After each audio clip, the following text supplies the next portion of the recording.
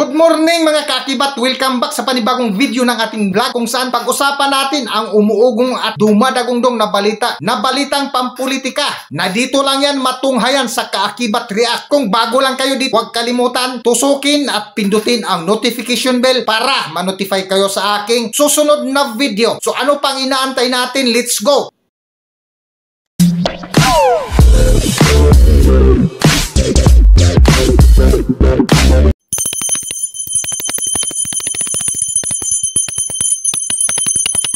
Tapos nga mabuo ang tinaguriang unity na pinangunahan nila Pangulong Ferdinand Marcos Jr. at Inday Sara Duterte na ang hangarin ng nasabing alyansa ay pagkakaisa. Mula po nung nagsimula ang kampanyang ito, ang unity po ay 6 na buwan nang umiikot sa buong Pilipinas.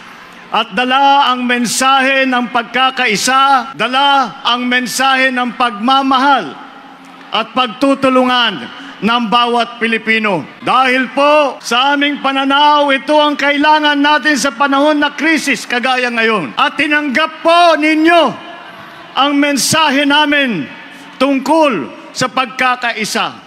Naunawaan po ninyo kaagad na ang pagkakaisa ay magiging bunga ng pagmamahal ng bawat Pilipino sa isa't isa.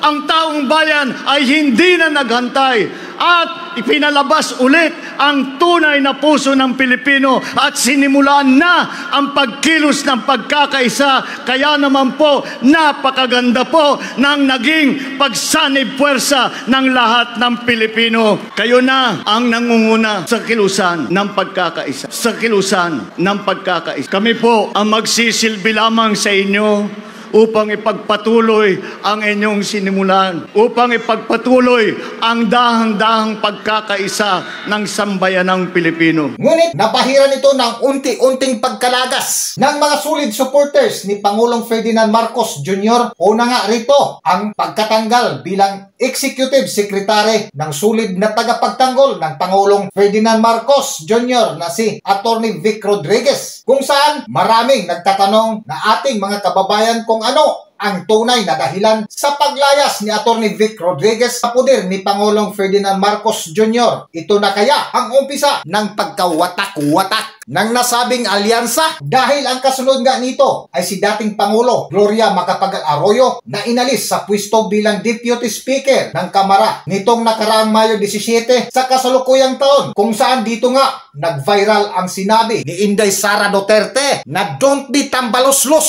na mas lalo pang uminit ang kwento matapos nga pinagtulungan ang Vice Presidente na si Sara Duterte sa Kamara de Representante, kung saan nag-ugat nga ito sa 125 million confidential fund na pinirmahan pa mismo ni Pangulong Ferdinand Marcos Jr. para sa DepEd o Department of Education budget. Nakalaunan ay binawi nga ito ni House Speaker Martin Romualdez na pinsang buo ni Pangulong Ferdinand Marcos Jr. ang natirang pundo, na ang duda nga ng karamihan ay isa itong demolisyon dahil isang sagabal at napakalaking tinik sa kanilang lalamunan ang pamilya Duterte sa kanilang plano at mga ambisyon na maging susunod na Pangulo sa Pilipinas, na napabalita pa na di umano ay hahawakan ng pamilya Marcos ang Pilipinas hanggang 2034. At dahil nga sa ginawa ng Kamara de Representante ay inalmahan ito ni PRRD na humantong pa sa kanyang paghamon sa mga kaalyadong kongresista ni House Speaker Martin Romualdez na ilabas din ang kanilang confidential fund expenses audit. Kung matatandaan, sa lahat na mambabatas ay bukod tangi lamang ang Vice Presidente na si Sara Duterte lamang ang tinanggalan ng confidential fund, kung saan ito nga ang ikinagalit ni dating Pangulong Duterte ang hindi makatarungan sa mga birada ng ilang mambabatas laban sa kanyang anak na si Sara Duterte, kung saan umugong pa nga ang balita na i-impeach ang Vice Presidente, na ibinulgar nga ito sa isa sa pinuno ng makakaliwang grupo na si Francisca Lostina Castro o kilala bilang si Franz Castro, kung saan nakausap pa ito ng batikang broadcaster na si Karen Davila na nitong September pa daw ito napabalita, at dahil nga sa napabalitaan ni dating Pangulong Rodrigo Duterte ay bigla itong nagdeklara na kung ma-impeach ang kanyang anak na si Vice Presidente Sara Duterte baka mapilitang tumakbo bilang senador at Vice Presidente ngayong taong 2028 election, kung saan ang kanyang tandem ay ang mismo niyang anak na si Inday Sara Duterte. O lala!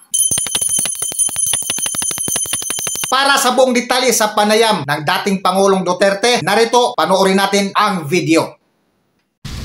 In the first place, sabi ng mga tao, hindi kasalanan ni Sara because it was the OP, Office of the President, who gave her this intelligence fund or this confidential yung fund. Yung binigay ni Marcos, yun ang dapat i-audit.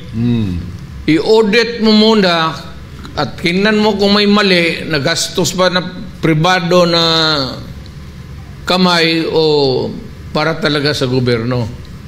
Then you go to impeachment.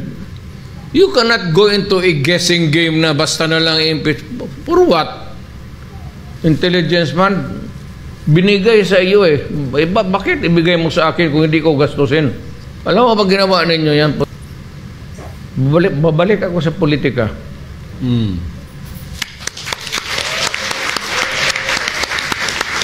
Sa survey, number 1 ka ngayon, Mayor. Papilitan ako. It's either I run for senator or I will run for vice president. Baski matanda na ako.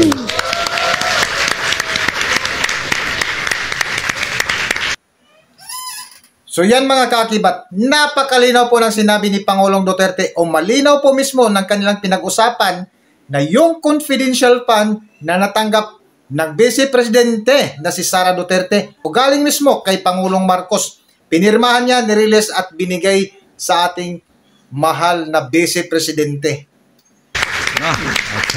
Kung si Inday ang mga presidente, okay lang. Kung look, wala kayong sakit ng ulo. As of now, kasi hindi pa ako may pipilitan akong lumabas sa from retirement eh.